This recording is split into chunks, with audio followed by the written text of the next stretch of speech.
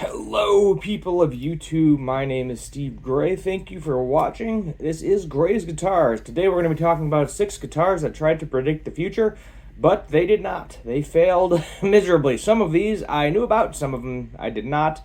We are on the Reverb site today, which I didn't even know they had articles like this, but let's take a look. So we're going to start off with the Gibson Ultratone in 1946. So after World War II, Gibson seemed like a Midwest company, still leaning heavily on tradition, so it was a surprise when it introduced in 1946 a guitar designed as much with visual impact in mind as musical performance.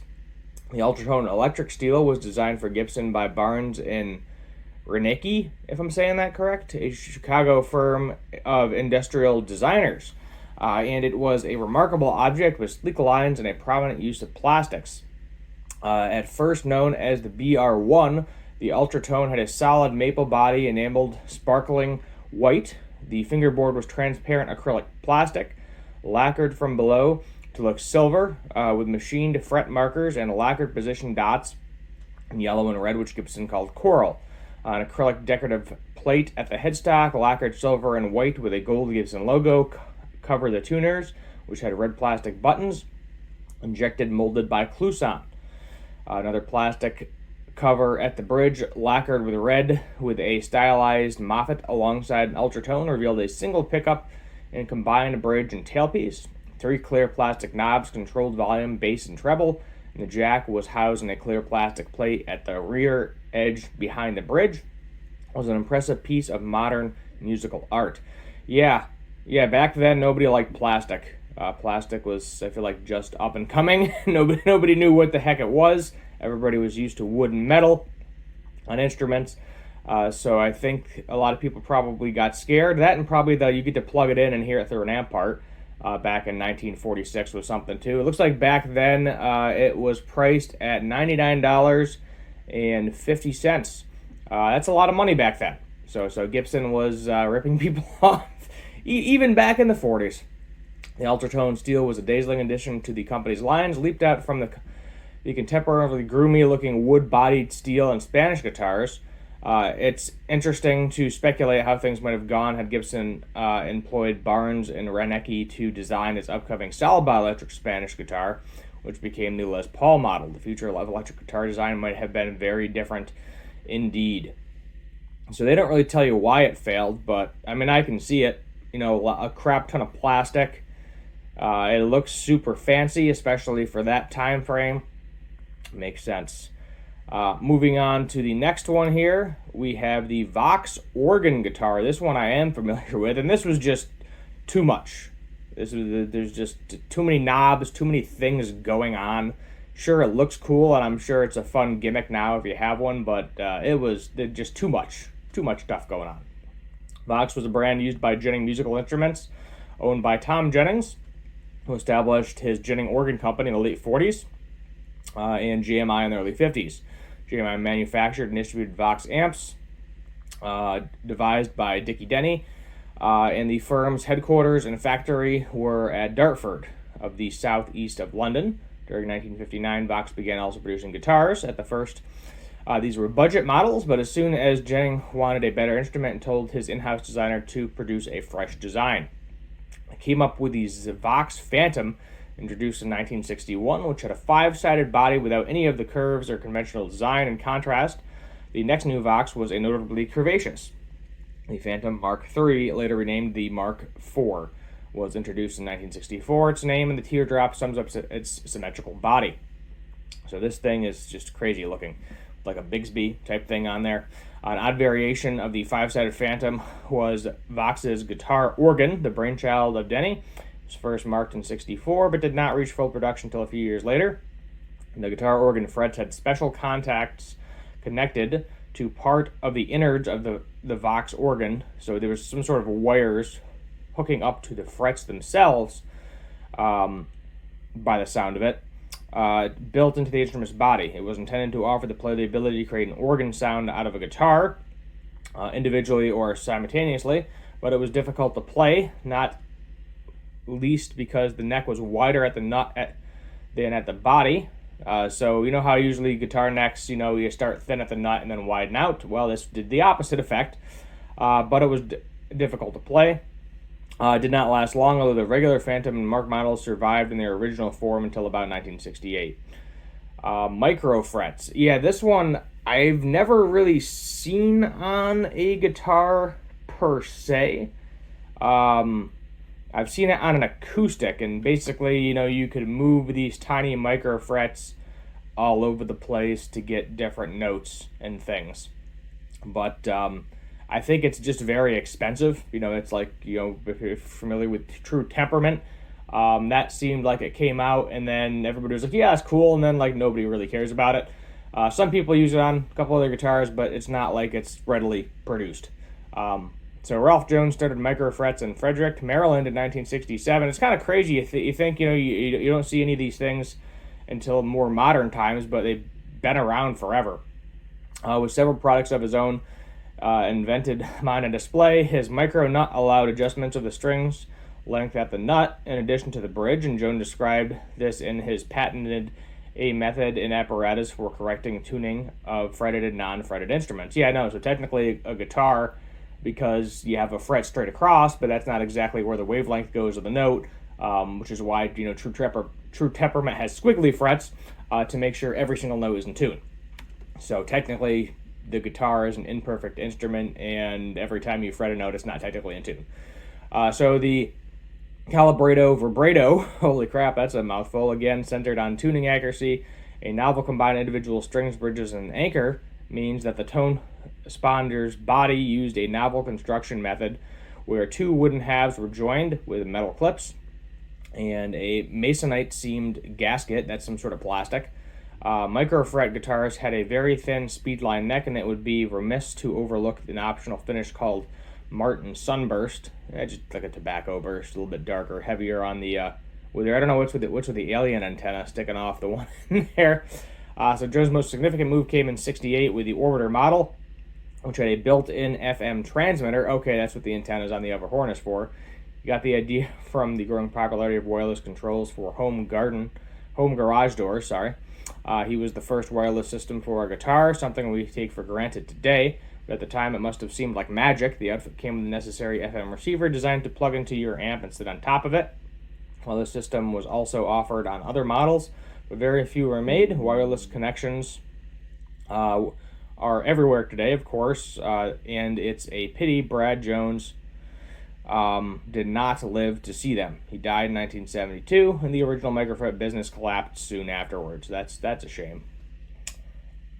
And then we have the Vileno Original 1970, which this thing is cool because it's all cast aluminum. I'm assuming this thing weighed a ton, unless somehow a lot of it was hollow. Let's take a look here. So John Valenmo wasn't the first to use metal for a guitar.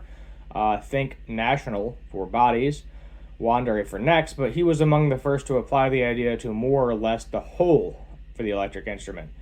Based in St. Petersburg, Florida, Valenmo began building his unusual guitars in the 70s, making them almost entirely from hollow aluminum. Okay, there you go, hollow. So we are not, solid, weighing probably 40 pounds.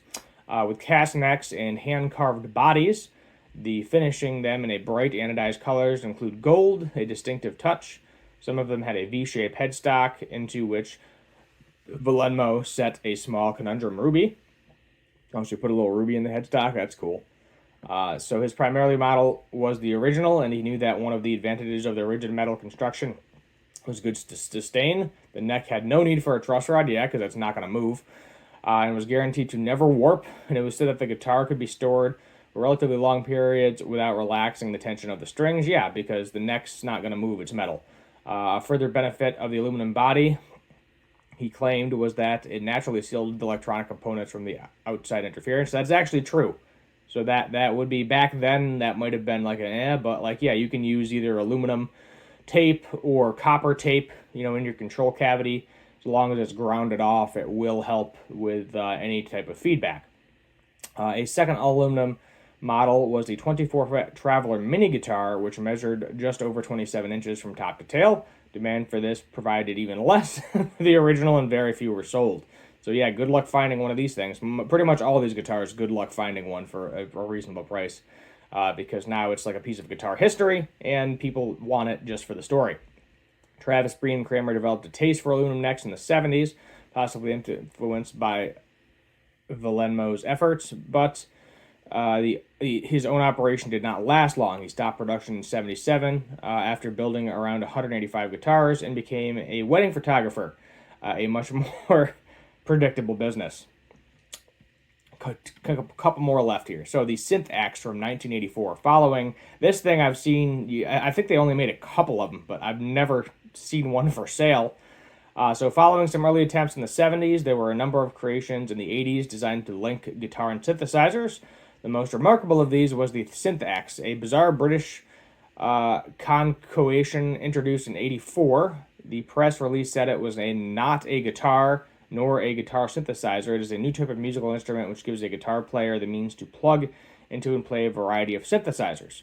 So the instrument's designer, Bill Atikin and Mike Dixon, were unimpressed by the pitch to voltage converters used by earlier synth guitars, which sensed string vibration. Instead, they designed the Synth Axe to detect every nuisance of guitarist techniques, including touch, bending, and convert these into MIDI signals.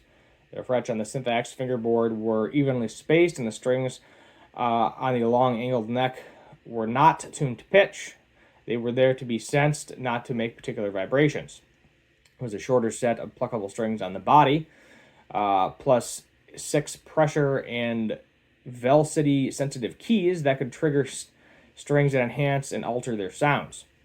Along with 3 more controller pads, there was a vibrato-like arm 2 for pitch variation. The body itself was a piece of fiberglass. Oh, I thought it was plastic. Okay, fiberglass, sculpted in an un-guitar-like with cast metal chassis inside. Synth Axe was short-lived. Its high price tag of around $12,000 and the unconventional playing techniques it demanded meant the majority of players ignored it. Fewer than 100 were sold. Yeah, that's why you can't find these things anywhere. You know, 12 grand, and they're probably still selling for that kind of money. And then we have the infamous Gibson Firebird X. I did a video a long time ago showing them getting crushed to be a tax write-off. So Gibson's ex-CEO, Henry Jacekowitz, always wanted to make the electric guitar into a modern object full of modern technology. When in late 2010 he smashed a guitar on stage at the New York's Hard Rock Cafe during the launch of the Firebird X, some of the audience might have felt this was a fitting metaphor to mark the end of the electric guitar as we know it. Perhaps he should have smashed the Firebird X instead. 4 years earlier, Gibson began its long-promised digital guitar, the HD-CX Pro, a Les Paul with an extra hex pickup that allowed the players to feed various combinations of strings to a computer for use with the crooning software. The next came in step in 2007 with a series of robot guitars. Yep, still like those robot guitars. Various regular Gibsons were offered with a robot self-tuning system, which used power tuning pegs, auto-tuning bridge, and a data-transmitting tailpiece to provide standard tuning plus 6 programmable tunings. The system was later redesigned as a self-contained unit mounted on the rear of the headstock called the Mini E Tune, and then currently the G-Force. Yeah, so I mean, the amount of sounds and craziness you could get out of a Firebird X is ridiculous.